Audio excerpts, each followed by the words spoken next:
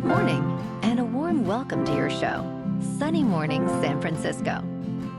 I'm your host, Melissa, and it's Thursday, September 25th. You'll be interested to know, 175 years ago, today in 1890, the United States Congress established Sequoia National Park, a landmark act of conservation preserving the majestic giant sequoia trees, including the General Sherman tree, the largest tree on Earth, symbolizing human dedication to protecting natural wonders for future generations.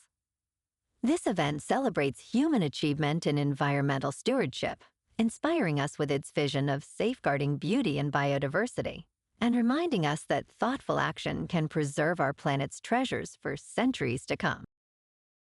So now you know. And now, it's time for the Surf Report. Thursday at Ocean Beach. This morning it's looking fair with waves at 3+ feet. Conditions hold steady until around noon, when they drop to 2 to 3+ feet and become choppy. Winds are onshore at 8 miles per hour now, increasing to 10 miles per hour by midday. Best time to ride is at 8 a.m. with the 3-foot incoming low tide, when the west-northwest swell is 3 feet at 10 seconds, and the onshore wind is 6 miles per hour. The first low tide on Thursday will be 2.5 feet at 7:30 a.m., followed by a 5.5-foot high tide just before 2.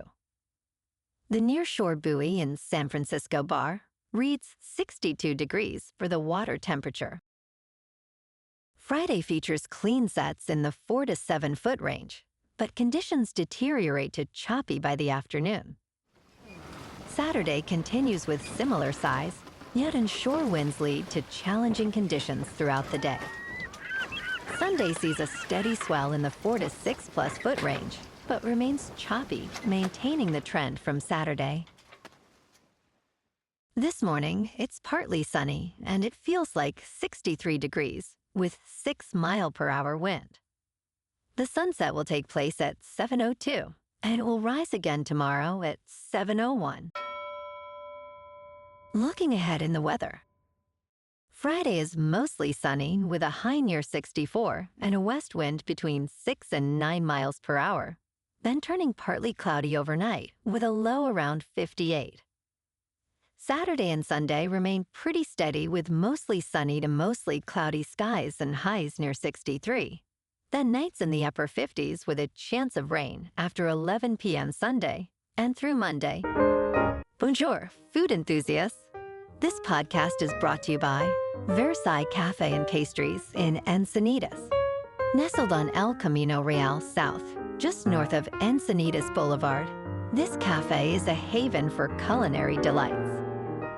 Indulge in their amazing Eggs Benedict or their gluten-free crepes. You can grab a panini for lunch or just breeze on through to get your morning coffee. They are open every day from 8 to 5. So stop on by and don't forget to tell them Sunny Morning sent you. In local news, San Francisco experienced its hottest day of the year last week, marking the end of a peculiar summer that officially concluded on Monday. This season was characterized by cooler temperatures along the coast and an unusual absence of extreme inland heat, a notable deviation from typical summer patterns. For the first time since 2018, the Bay Area went through an entire summer without any extreme heat warnings, a trend that contrasts sharply with the 20 warnings issued statewide this year. California recorded a staggering 282,557 lightning strikes this summer, nearly 3 times the usual amount, while 425,180 acres burned, remaining far below totals from previous peak seasons.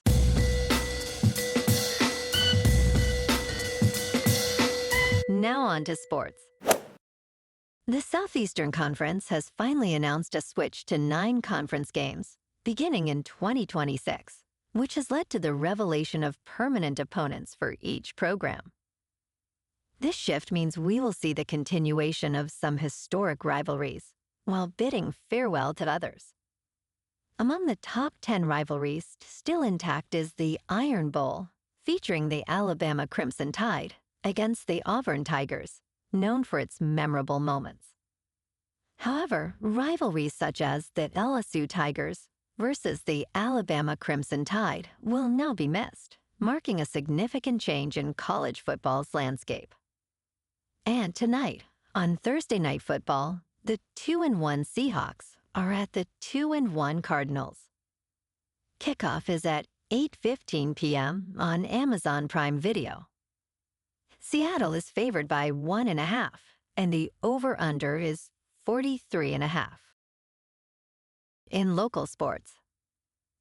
Last night at Oracle Park, the Giants beat the Cardinals 4-3. Devers hit a key home run, and Leahy earned the win, improving to 5-3. Andrew Nisner's RBI triple cut the lead in the 8th, but the G-men held on. The Giants finished with 11 hits and 0 errors while leaving 11 runners on base. San Francisco's record is now 78-81. Tomorrow night, the Giants clash with the Rockies at Oracle Park in San Francisco for Game 1 of a 3-game series. Trevor McDonald is 0-0 with a 3.38 earned run average, faces the pitcher who has yet to be determined.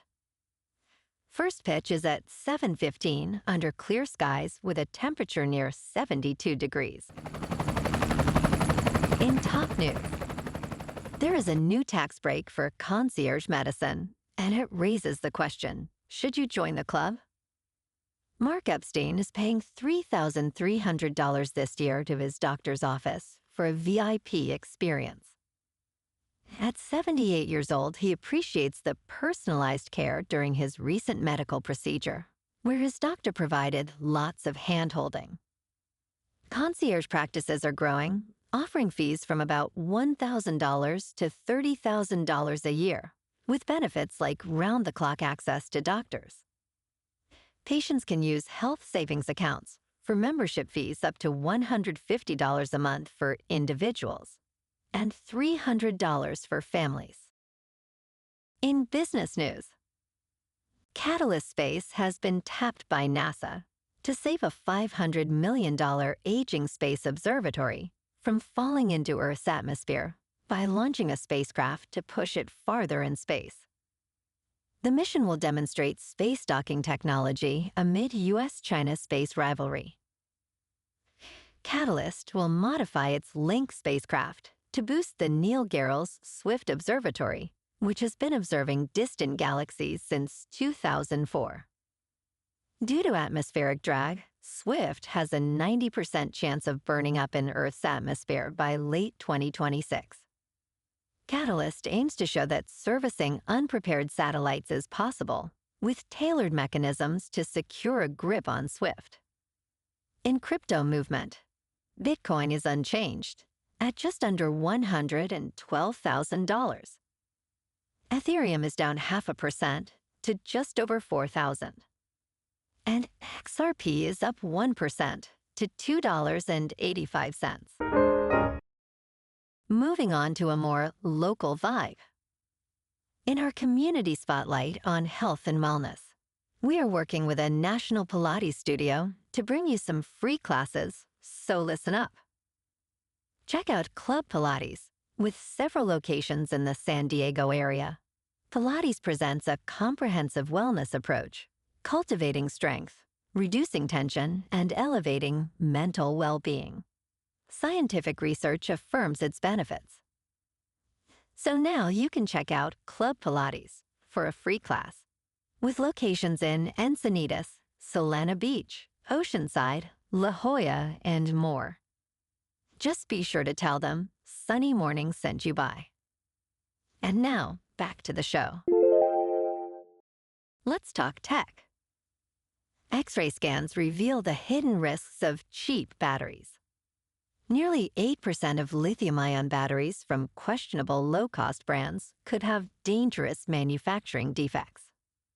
A new study from Lumafield shows an enormous gap in quality between brand name batteries and low-cost cells available online. The company analyzed over 1,000 lithium-ion batteries using computed tomography scanners. They found manufacturing defects that could lead to fires and explosions. The study focused on 1,054 batteries, revealing 33 with a serious defect that increases the risk of internal short-circuiting. This suggests that buying from reputable brands can help avoid dangerous defects. And in entertainment news, The Lowdown is not just a good show, it is a good hang. Ethan Hawke portrays Lee Raybon, a bookstore owner and muckraking reporter in Tulsa, Oklahoma. Though the show occasionally meanders, every episode is racingly alive. Sterling Harjo's approach works in this neo-noir story, blending humor, sadness, and danger. As Lee investigates a suspicious death, he encounters neo-Nazis, a gubernatorial candidate, and a variety of quirky characters. Harjo's affection for Tulsa shines through in his storytelling, revealing both its bad and really good sides. You can watch The Lowdown on Disney+. Well, alrighty folks, it's time for the quote of the day. And today, our quote comes from the American mountaineer and author, Ed Beasters. And he said, "Getting to the top is optional, getting down is mandatory, emphasizing the importance of safety and perseverance in mountaineering and life." And that's a wrap for this morning. You can check out our Instagram, YouTube, and TikTok for some captivating aerial videos with local news and the surf reports. Have an amazing day, my good friends. We'll see you tomorrow with another episode of Sunny Morning San Francisco.